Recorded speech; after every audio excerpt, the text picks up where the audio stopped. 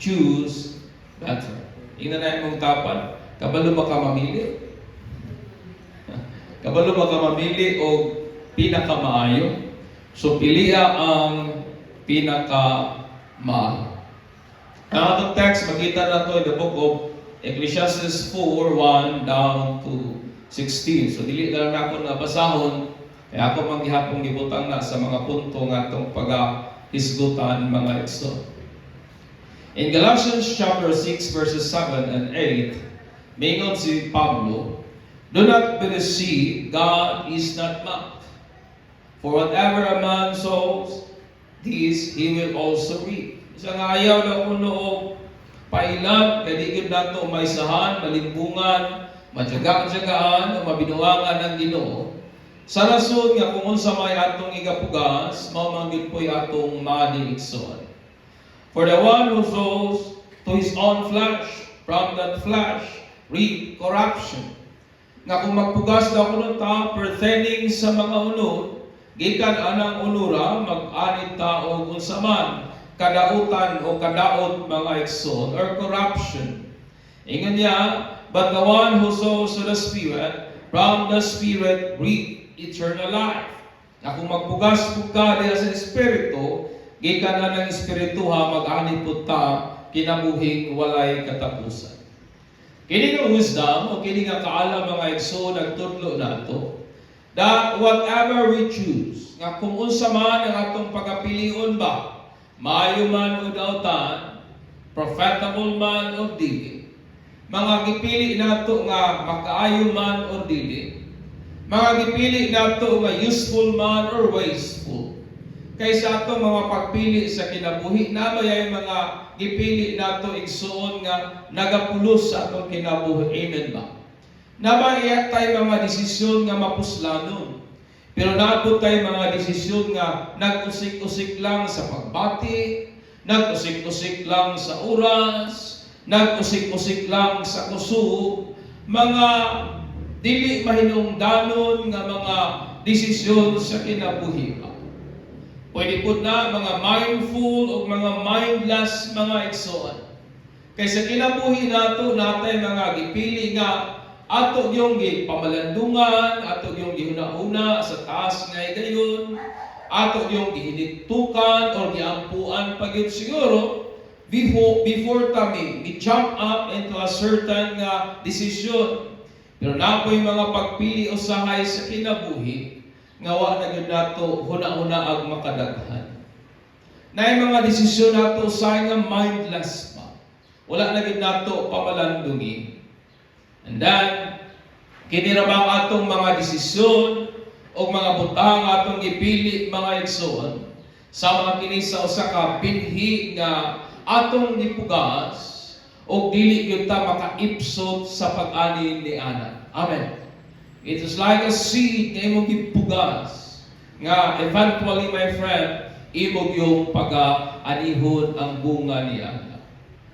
Matag desisyon o matag pagpili nga tong gibuhat aning kinabuhian, pwede siyang mubunga o instant but temporary nga mga consequences.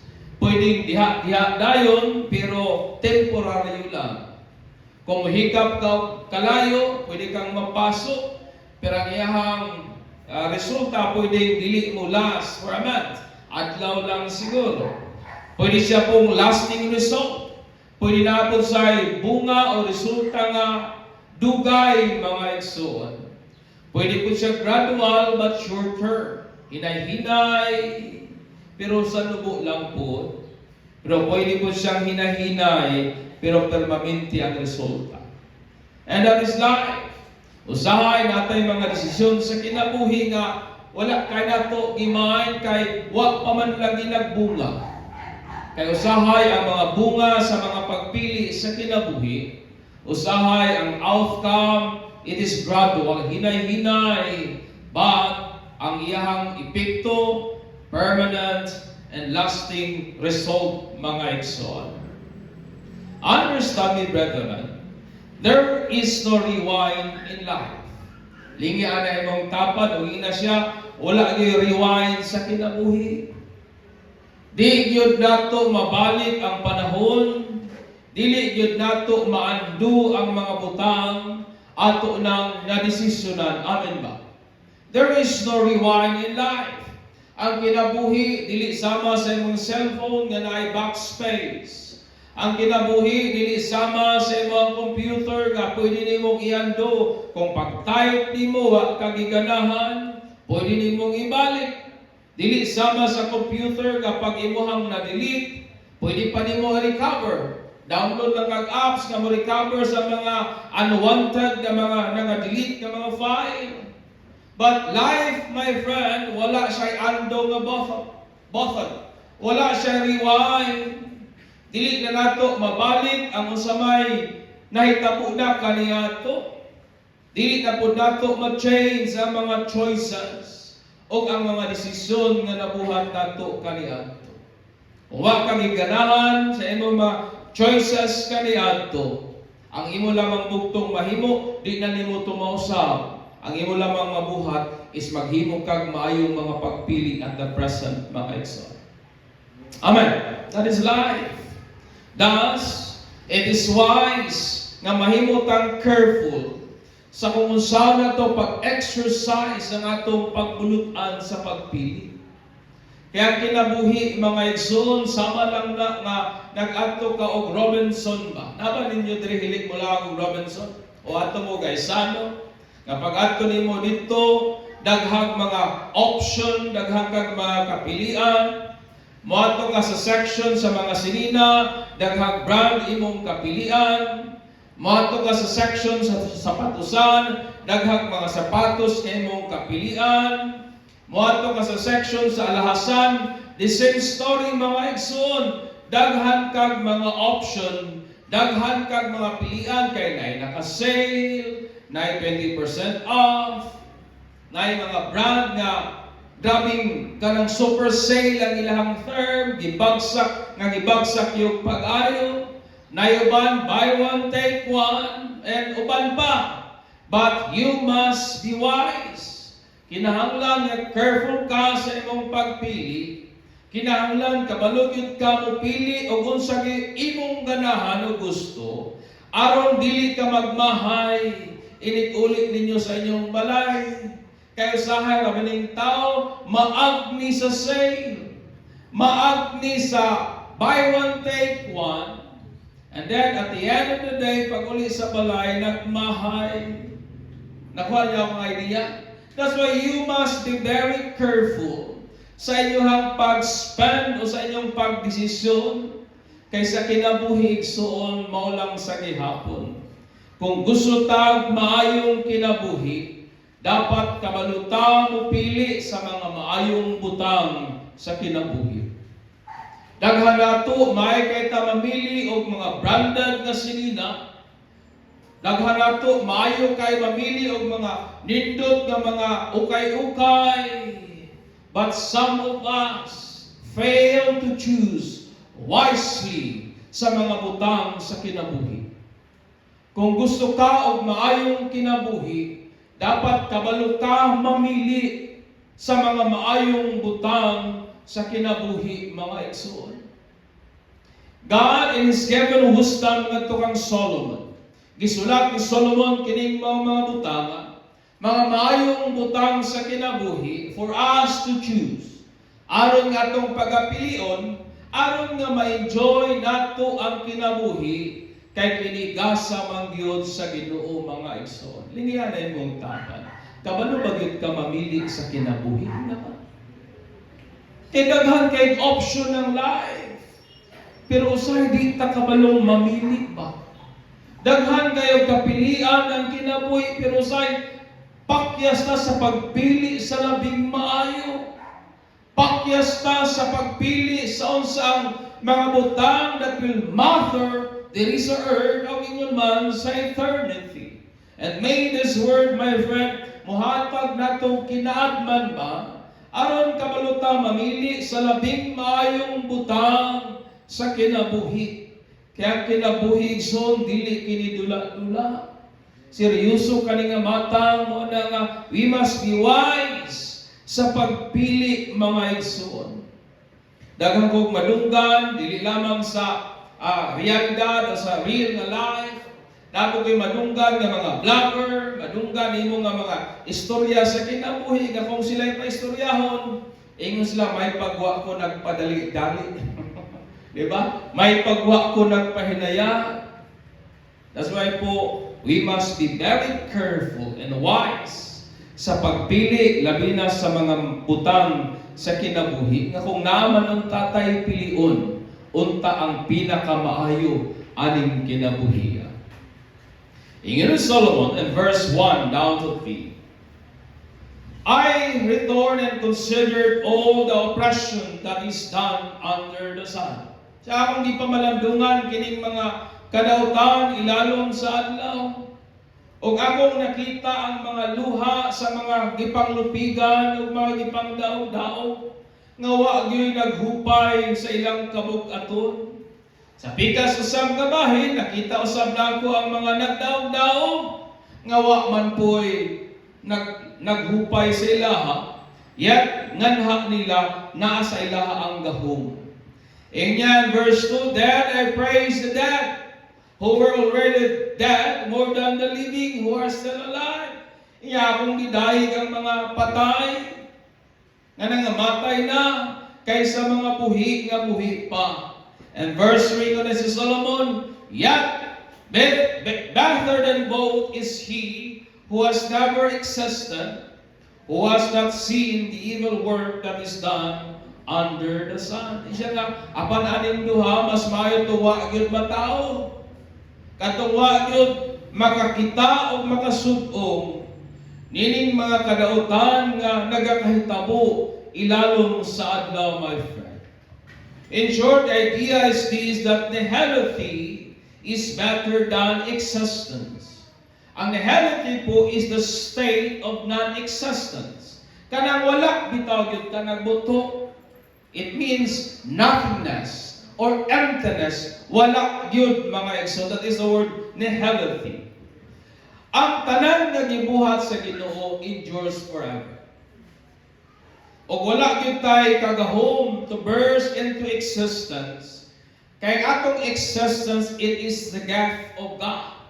Walay niyo sa nato nga gipangutana sa Dios ug ningon siya unsa man ka ra gusto kang matao? Wala. None of us. Walay niyo sa nato nga may kagahom nga atong pangunahan ang Ginoo nga may kag-Lord. Dili lang sa ko gusto matao Ginoo, wala.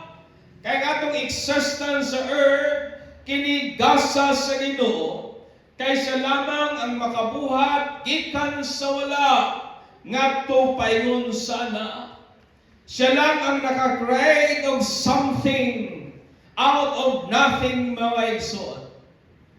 Ang atong existence sa world, ang atong pagkaanahan ng kalibutan na mansahan siya sa sala. O tungod sa sala, ang realidad sa oppression, ang realidad sa extortion, ang realidad sa corruption, ang realidad sa injustice happen everywhere. Bisag asa ka mulantaw nga aspeto, lugar, dapat aning kalibutan na, you will always found kanunay kang makakaplag og oppression, kanunay kang makakaplag og mga taong ipanglupigan. Amen. Bisag asa ka mo adto. Bisag mo adto ka sa first world country na oppression nga nagakahitabo. Bisag pag mo adto ka sa Europe kanang mga ingon pa nila mga laaganan nga mga lugar kay nindot kayang scenery, but luyon yan ang tanan may oppression nga nagakahitabo. Amen.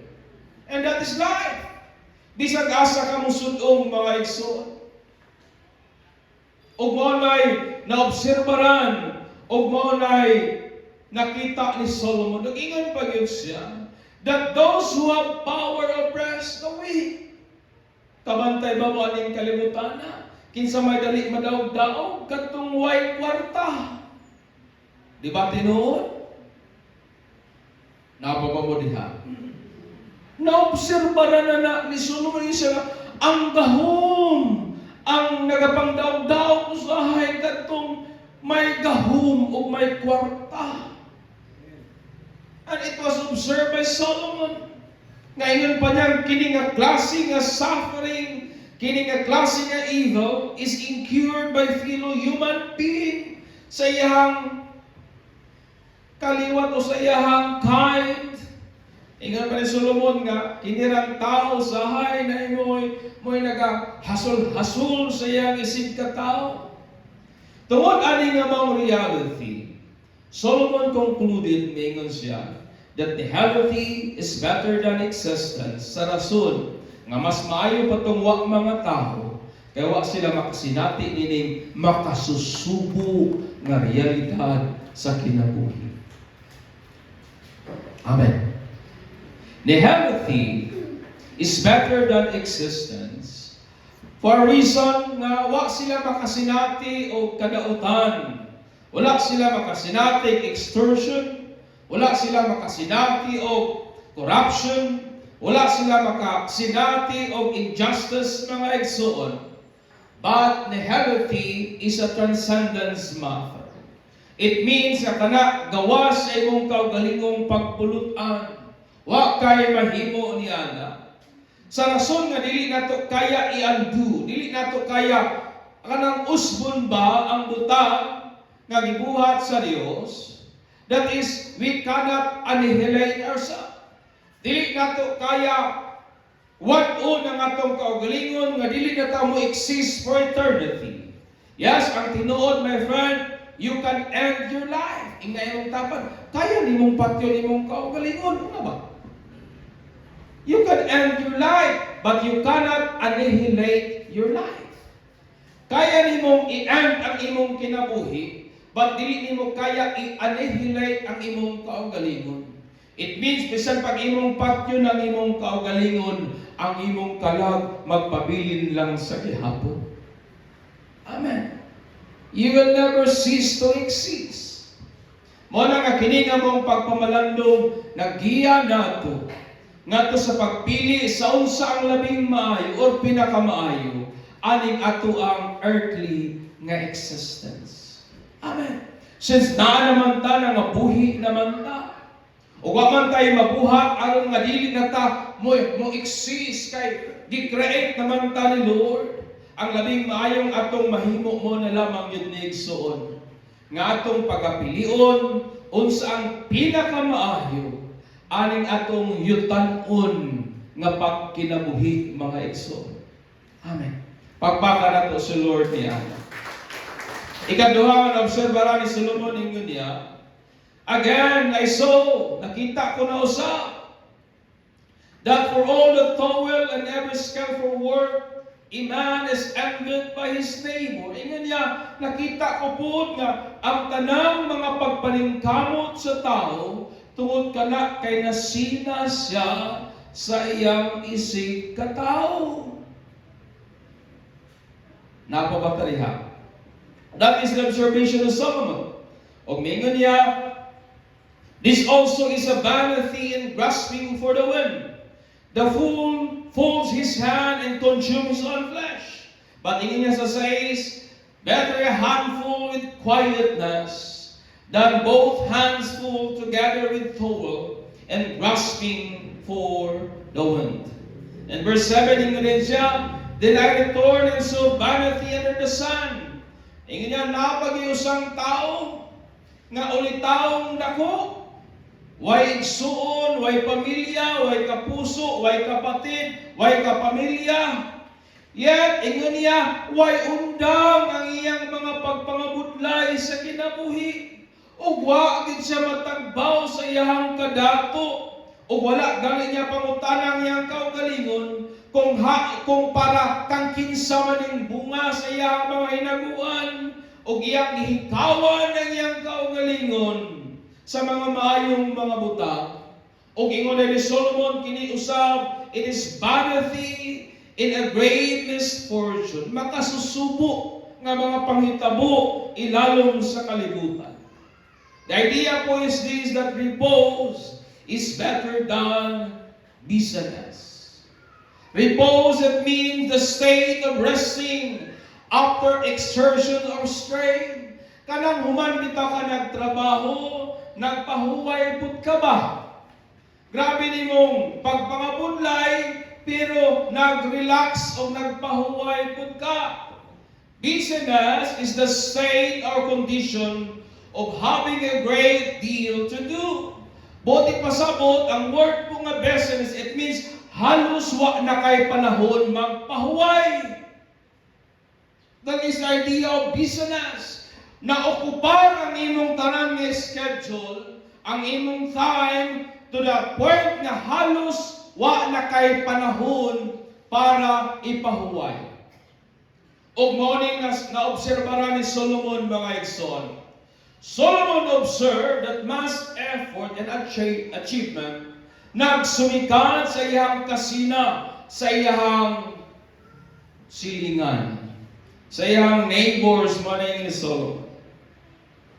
Usahay kung nakoy panahon nga magwali sa patay, usahay mo gani ako ang kasagarang pasyon na. Kay kita nga tao, dayon nato ng pagkasinahon ba. That sometimes, kung atong silingan, makapatukod o balay, may nga napunta, akong balay po mas gwapo pa anak, di ba? Ako na po isunod, mas gwapo pagig ana akong balay.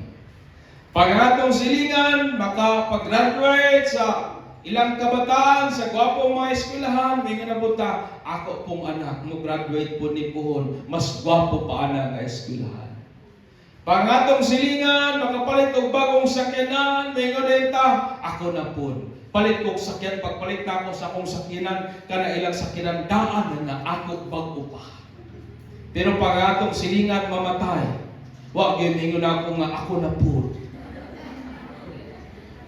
Kasi po ang tao nagkakasina lang sa mga butang maayo.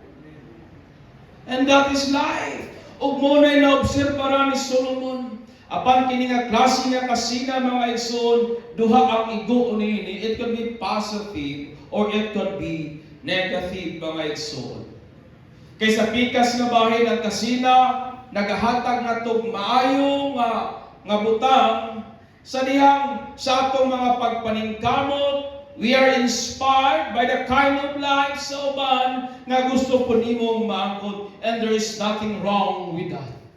Kitang mga ginikanan, nakasayra nato nga maayo ganing atong mga anak na mahuman. Muna nga nagapaningkamot ta, mapaeskwela sila, kay naibog ta sa uban nga ilang mga anak may nahuman. Tinuod dili.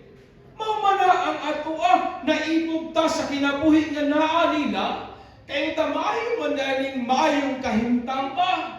Nindot man daling naay mahuman, nindot man daling ingani nga klase nga mga kurusubo na nga kitaw sa nga ginikanan, nagapaningkamot ta, nagatipid ta, kay naibog ta sa kinabuhi sa uban, nga buot dato nga unta ang atong anak, ingana pod ang kahimtang sa ilang pamuyo puhon-puhon, and there is nothing wrong with that. Ug sakto si Solomon, naibog ta sa maayong kahimtang sa kinabuhi mo nang naganegosyo, naibog ta nga gwapo din ang naisakinan mo nang nagapaningkamot para makapalit og sakyanan, nindot man din ingani. That's why ni Solomon, I observe nga ang mga pagpaningkamot sa tao sa kinabuhi tungod kay naibog siya sa uban.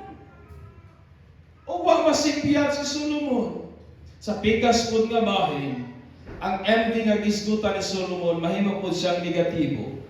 Kaya kani nga klase nga envy, being hostile toward a rival or one believed to enjoy an advantage. Kani nga klase nga kasina mo nitong dili gustong malakuan.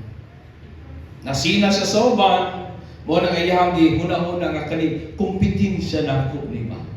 Ako gani siyang i-down. Kaya dili ko gustong malapuan. Kaya sa among room, ako ragay gwapa. Sa among room, ako ragay bright. Diba? It is a destructive kind of envy. O yung ni Solomon, usahay mo na yung nag-drive sa tao sa iyang pagpaningkamot sa kinabuhi. O naobserbaran po ni Solomon kining klaseng dilemma ba sa life. Ngayon niya, nga pwede day ang tao dili mubati og katagbawan sa mga bahandi, mga butang nga iyang nakabot sa kinabuhi. That a person will never stop to preoccupy himself with loads of work.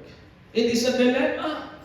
Nga na isang tao nga single naman unta siya, pero gibisig niya pag-ayo ang iyang kinabuhi. Gipuno niya sa daghang mga trabaho. That he will keep himself busy and so deprive himself to enjoy the fruit of his labor. Usahay sa sobrang kabisi, di nakapalit og brief. Usahay sa sobrang kabisi, di nakapamahaw, di nakapaniutog tarong. Usahay sa sobrang kabisi, nakalimot nagkaon sa oras, as kag yung bisiha. Inay mong kapaningana, baka kabisi? Uy, dili pa man siguro, no? O naobserbaran po ni Solomon, he also observed that being dullard is not good. The idea po ni Solomon is this, and I want you to understand, niya nga sa kinabuhi, na iduhang klaseng tao. Na isang tao nga grabe kakugihan, nga sayang sobrang kakugi, halos waanay panahon para sa iyang kaugalingon. Di ba na yung mga tao ngayon nga na? Kumusta naman ka, Ter? Busy good kayo ko karoon. Pero mahibong ka, grabe ka busy, pero makashopping pa sa makashopping pa sa Shopee. Na po isang tayo ni Solomon, di po busy. Being dullard, it means being too much relaxed. Ang isa sobra kakugihan, sobra ka busy. Ang isa po, wak po'y paki. Sobra po ka tapulan. Nga ningo ni Solomon, manguyugpos galing sila, o ilang mamatay sa kagutom. And it is not good, my friend. Being too busy, laboring under the sun is detrimental, for it is akin to grasping the wind. Ingon pa ni Solomon, dili maayo ng sobra kay taka-busy, kay makadaot na para nato, because none of us can grasp the wind. Ang kabisi daw kuno sa tao, sama lang daw kuno na sa nagukod kag hangin, kay gusto nimong dakpon. Ang akong pangutana, nabay makadakop na tong hangin diri. Sobra kabisi, wa na'y panahon sa pamilya, ba't ingon ni Solomon, ayaw palabi kay mura ra kagugod og hangin niya na. And it is detrimental sa imong kaugalingon. Daghang kay mga tao na stress tungod kay sobrang busy. Daghang mga relasyon na kadaot kay sobrang busy. Di ba tinuod? Sobra ka busy. Nga halos anay panahon para sa family, my friend. But ingon po si Solomon, resting too much and starve oneself to death is also not good, but futile. Ingna imong tapad, kanang sobra po ka-relax, di po maayo. That was the idea of Solomon.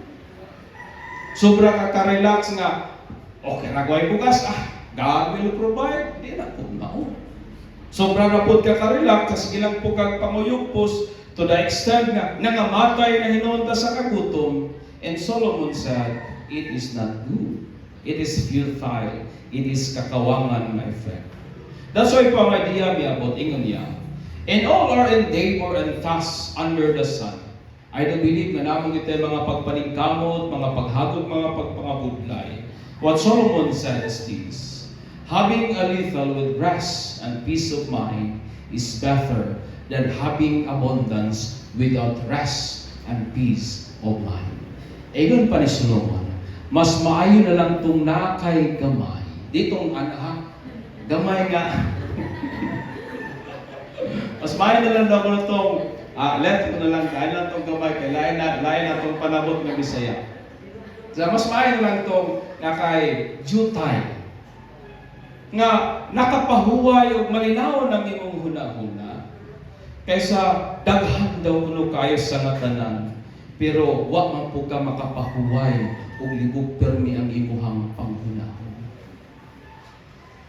Di ba tinuod? Daghang mga tao, kung maning kamot kamo, uswag magyud ka.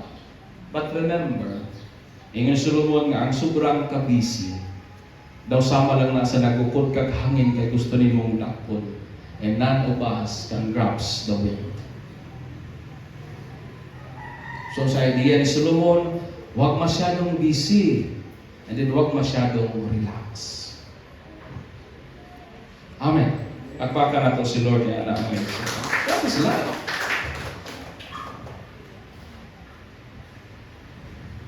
Masa dahil yung ingon ni kaduha. Next. Ingon niya. Two are better than one because they have a good reward for their labor. For if the fool one will lift up his companion, but woe to him who is alone when he falls. For he has no one to help him up. Again, if two lie down together, they will keep warm. But how can one be warm alone? Though one may be overpowered by another, two can withstand him, and threefold cord is not quickly broken. It means that companionship is better than solitude, mga igsoon. Companionship, it means naga-enjoy ka ba sa imuhang pagpakiguban, pag-spend sa imong time, uban sa ubang mga tao, rather than sa nag-inusara ka. Aning kinabuhi, igsoon, na mga panahon gayod nga magkinahanglan man kitang mag-inusara. Pero most of the time sa atong kinabuhi, nagkinahanglan kitag kauban. Amen ba? Nagkinahanglan kitag companion. Tungod kay ikaw ako, gidesign ka sa Ginoo to become a social being. Si Solomon mistake siya sa rason nga nung mas maayong naay kauban yang giingon. Tungod kay kung magtrabaho ka, naay maayong reform. Kung duha mo magtrabaho, mas dako og balik kaysa ikaw lang usa. Ingon pagit niya, kung mahagbang usa, naay mudasig nimo. Kabalo ba mo igsoon sa kinabuhi ina imong tapan? Lisod kayo ikaw rin magdasig-dasig sa imong kaugalingon. Di ba tinuod?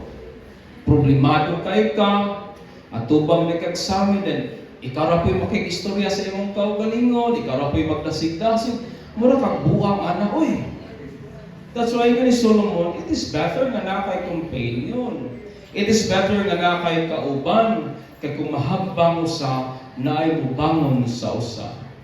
Ingon pagod niya, nga kung naay, kung tugnawan ang usa, naay magpainit. Amen. O wala lang na maghisgot sa couple. Kay during their time, tugnaw ang ilahang gapit. Mas makalahutay mo sa katugnahon sa kagabihon kung nakay kauban matulog. That was the idea. And then, kung naay mo atake, makabatok ang duha kaysa nag-inusahan. Understand me, brethren. Companionship is established and strengthened through one's character and attitude.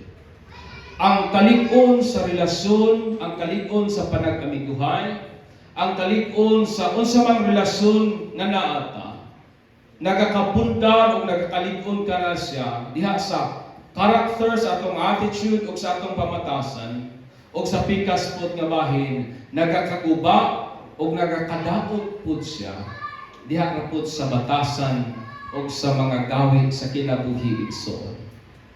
Life is seriously lonely without the enjoyment of spending time with others. Ina mong dapat mingaw ang kinabuhi kung wa kay amigo. Amen. Mingaw ang kinabuhi kung magsige lang tag-inusara. Mingaw ang kinabuhi kung panahon sa kagabihon wa tay matandayan. Amen ba? That talks about sa couple. Ang idea, my friend, is this. Nga ang kinabuhi nato, it is become significantly more rewarding and fulfilling when we willfully spend time with a good company. Nga ang kinabuhi nindot di ay kung daghantag amigo. Nga ang kinabuhi nindot di ay kung daghantag kaila. Nga ang kinabuhi di ay nindot kung natay ligon nga relasyon sa atong mga membro sa pamilya. Nga kinabuhi nindot o fulfilling di ay kung kanato nga mga couple ang atong relasyon mas lig-on o nagakalig-on samtang nagaligid ang panahon. Amen. companionship is better than solitude. Pagpaka na to si Lord niya. Ikaw pa o katapusan. Ingon ni Solomon in 13, better a poor and wise youth than an old and foolish king who will be admonished no more. Yung siya na, mas maayo pa ng pobre, batanon, pero manggialamon nga tao, kaysa usa ka tiguang king nga dili na magpatudlo, nga dili na matudluan mga igsoon. It means that teachableness is better than adamancy. Nga kana bang kung ikaw teachable, it means na kay kapasidad na matudluan ka ba? Na kay kapasidad na magpatudlo ka o matudluan usab.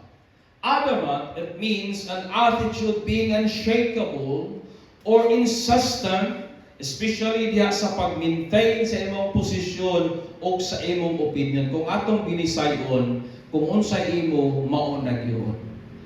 That is the word adamant. O kana kasagaran nga personality makita nimo sa mga tiguang. Kung unsay ila mao na gyud. Kung unsay gusto nila mao na gyud. Nasabtan ba ko? Mao na ni Solomon, mas maayo pa ning batan-on nga matudluan kaysa taas ng kasinatian nga kung unsay iya mao na lang. A wise person is the one who seeks and accepts advice and learning, was contrast with foolishness. Ang manggialamon mo tong taong nagapangita, mudawat og mga panambagon og mga pagtudlo, o kana gikontra aning foolish nga kansang sa pikas nga bahin, dili mo dawat og mga pagtudlo, dili mo dawat og mga pagbadlo. Understand me, brethren, advancing in year and experience does not guarantee that a person possesses all knowledge o siya sa iyang kahibalo infallible and their understanding o kini nga pagsabot, for humans are infinite being with limited nga pagsabot. Nga bisan pag sa kataas ang atong kasinatian sa kinabuhi. Nga bisan pag moingon ka nga mas maguwang ko kaysa nimo. Dili kana garantiya nga ato nang nasayran ang tanang mga butang o dili kana garantiya nga sa atong mga desisyon sa mga butang nga gipili nato sa kinabuhi sakto gyud ta sa tanan. Amen. Napabata diha. Being ginikanan does not mean nga sakto ta sa tanan natong desisyon. Being elderly does not mean nga di na ta masipyat sa atong mga desisyon. Mo nang ini Solomon, ang labing maayong butang aning kinabuhi mao kini nga may kasing-kasing kitang matudluan. May kasing-kasing kita nga willing magpatudlo mga igsoon. Tungod kay ang kamatuoran mo ni limitado lamang ang atong kahibalo ug dili tanang butang nga atong nahibawan sakto. Di ba usahay mo na lalisan sa mga batanon ug tiguang? Kaya ang batanon ay mga fresh bagong mga idea. Ang mga tiguang may naman dahil, dili. Mao na yun ning ako dong. Bahala ka diha. Kung unsay amo, mao na yun ni. Grabe ka adamant. Grabe ka kanang blikon sa iyang baruganan. Pero unta, kanang nagibarugan, unta, sakto. Pero usahay, daghan baya po gibarugan ning mga tiguang nga dili yun po mao. That's why having a teachable heart, it is better than being adamant, mga igsoon. Sa ni Solomon, mas maayo pa tong kapus nga batan-on pero matudluan kaysa tiguwa nga hari nga dili na nimo ma-admonish, dili na nimo matudluan, mga igsoon. Kining butanga nag-invite nato sa kamahinungdanon sa teachable nga kasing-kasing o nga kinaiyahan rather than being stubbornly resistant to advice and learning. Pero sa kinabuhi, dili lang baya mga tiguang usahay ning adamant. Nabaya ko'y mga batan-on nga adamant po kaayo. Akong sa ila mao na gyud. Tingnan na imong tapat, mas maayo nga natay teachable na kasing-kasing. Hallelujah. Life offer us many choices igsoon, which borrow inequality. Mo ang kinabuhi. May mga maayong kapilian, napoy dili kay maayo, napoy pinakamaayo. Whatever option we select aning kinabuhi, serve as a seed that we sow and ultimately ato yung pag-aanihon. Mo na ang aning kinabuhi, there is no rewinding. There is no chance for rewinding. Wala rewind ang life, my friend. Thus, this is my very challenge to us all. Choose better. Pili ang pinakamahal.